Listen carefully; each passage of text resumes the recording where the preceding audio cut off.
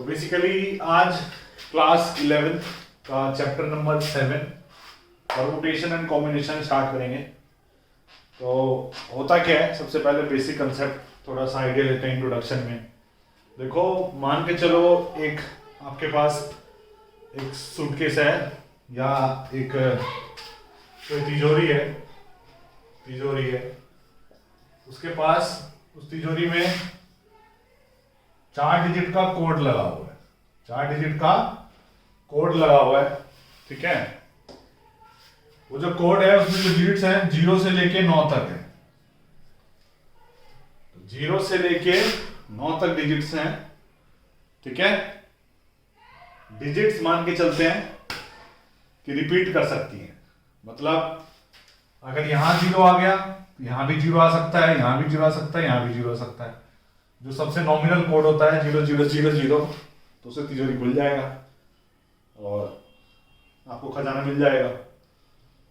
लेकिन किसी ने 000 की जगह मान के चलो कुछ और ले लिया, ठीक है। कितने नंबर ऑफ टोटल आउटकम्स हो सकते हैं जिसमें से कि एक ही कॉम्बिनेशन होगी जिससे कि आप इस तिजोरी को खोल पाओगे, ठीक है। तो यही चैप्टर में आपको पढ़ाया जाएगा कि कितने तरीके से आप इस तिजोरी को खोल सकते हो और कितने पॉसिबल आउटकम्स हो सकते हैं।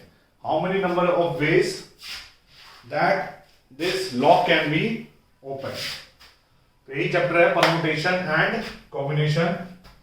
इंडियंस की ही दी हुई मैथमेटिक्स है ये पूरे वर्ल्ड को। इंडियंस ने ही ये मैथमेटिक्स को इजाद किया था।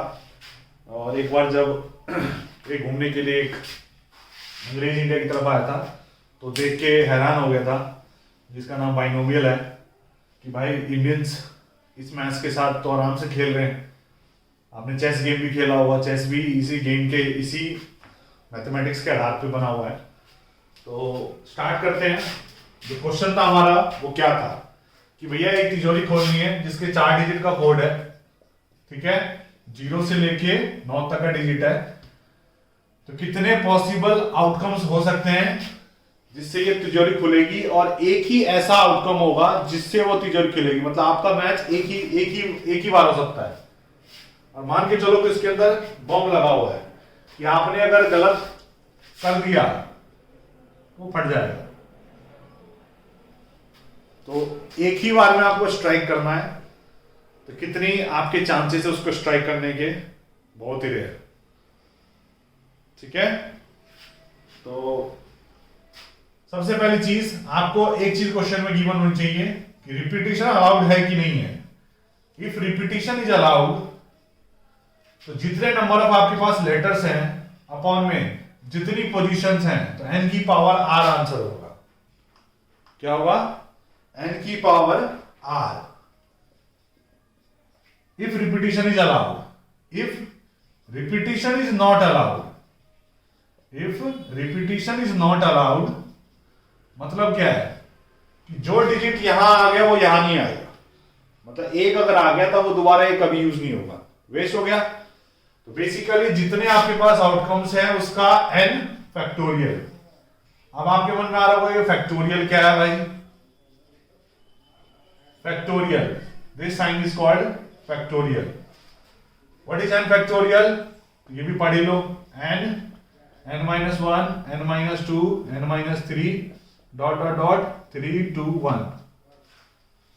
This is called factorial. Series होती है, जैसे मान के चलो मुझे 5 फैक्टोरियल निकालना है, तो 5 फैक्टोरियल क्या होगा? 5 इंटू में 4 इंटू में 3 इंटू में 2 इंटू में 1 तक जाना है आपको किसी भी नंबर का। 4 फैक्टोरियल 4 3 2 1 3 3 2 1 2 2 इंटू में 1। दिस इज फैक्टोरियल, ठीक है। तो इसका आंसर क्या होगा? तो दो तरीके से हो सकता है। अगर रिपीटिशन अलाउड होगा तो रिपीटिशन अलाउड होगा तो पहले वाले का जो क्वेश्चन है हमारा 0 से लेके 9 तक कितने डिजिट हो गए? 10 हो गया। उसकी पावर कितने बार, कितने जगह? 1 2 3 4, 10 की पावर 4। 10 की पावर 4 कितना हो गया? 10,000। 10,000 पॉसिबल आउटकम्स हैं जिससे ये तिजोरी खुल सकती है, और उसमें से सिर्फ एक, मतलब अगर इसकी प्रोबेबिलिटी की बात करें तो एक ही तरीका ऐसा होगा, वो एक ही डिजिट की लाइन होगी 10,000 में से जिससे वो तिजोरी खुल सके, एंड द प्रोबेबिलिटी 0.0001।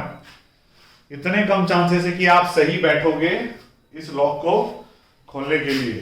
तो कृपया करके don't try this at home, अगर तिजोरी के अंदर बम है तो।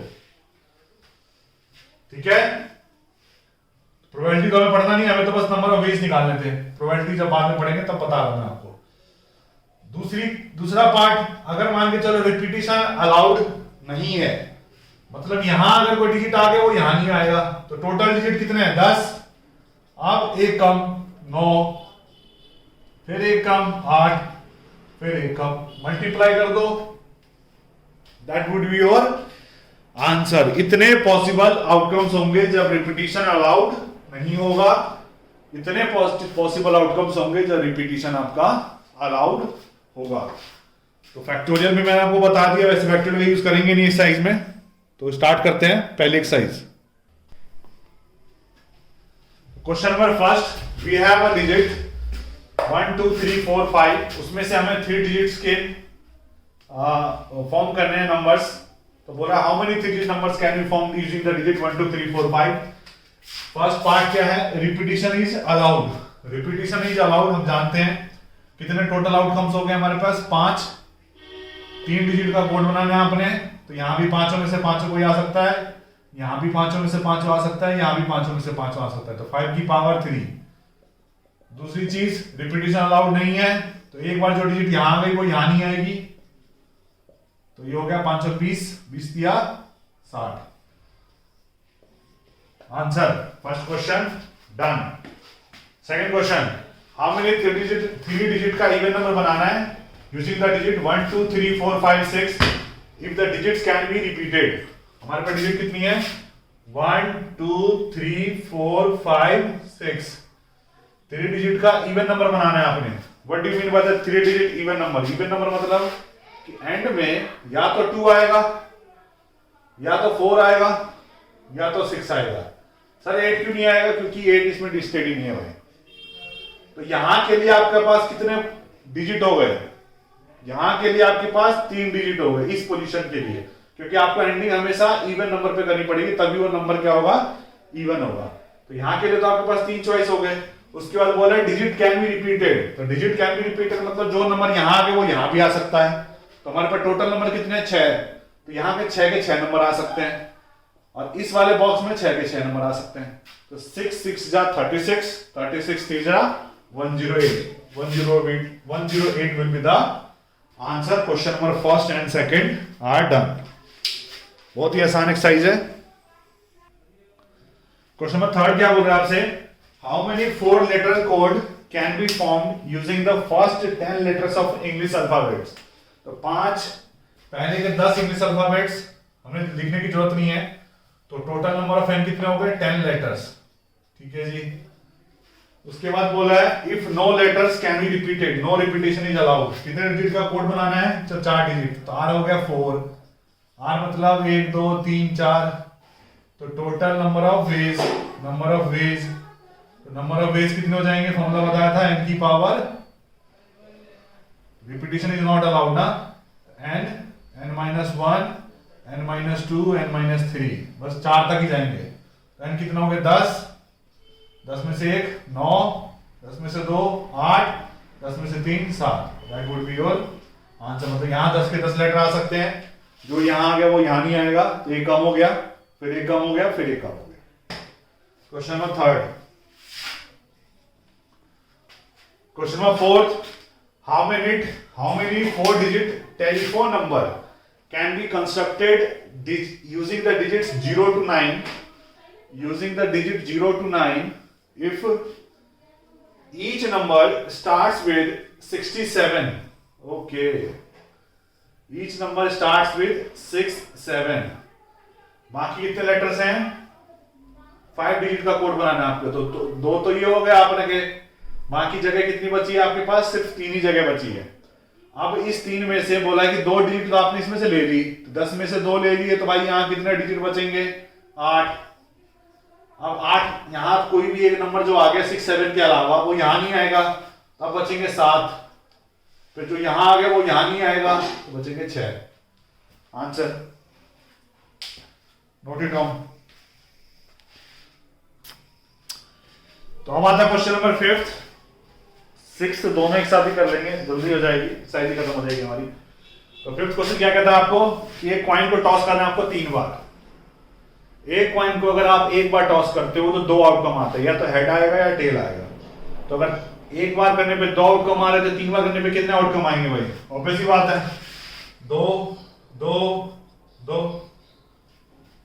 एक बार किया 2 आउटकम, दूसरी बार किया तो 3 थोड़ा हो जाएंगे, फिर भी तो 2 ही रहेंगे, तीसरी बार भी तो 2 ही रहेंगे। तो total answer will be 8। Question number 6, given 5 flags of different colours, 4 flag हैं, 5 फ्लैग है डिफरेंट कलर्स के। In how many different signals can be generated if each signals required the use of 2 flags one below the other. भाई 5 तरीके के flag है तुम्हारे पास, बोला है कि एक दूसरे के ऊपर है फ्लैग, 2 कलरफुल फ्लैग हैं, तो कितने तरीके से आप इसमें से सिग्नल जनरेट कर सकते हो? आपको पता है यहां जब कभी आओगे तो यहां पे आप पांचों के पांचों में से कोई भी फ्लैग यूज कर सकते हो, बाकी उसमें से एक कम कर दो। तो 20 नंबर ऑफ वेज होंगे जिसमें आप फ्लैग से सिग्नल जनरेट कर सकते हो। 20 तरीके से सिग्नल जनरेट कर सकते हो आप इस फ्लैग में, ठीक है? इस फ्लैग के यूज से 20 तरीके से सिग्नल जनरेट कर सकते हो। Exercise is over. तो अगली exercise 7.2 next class. Bye bye, take care.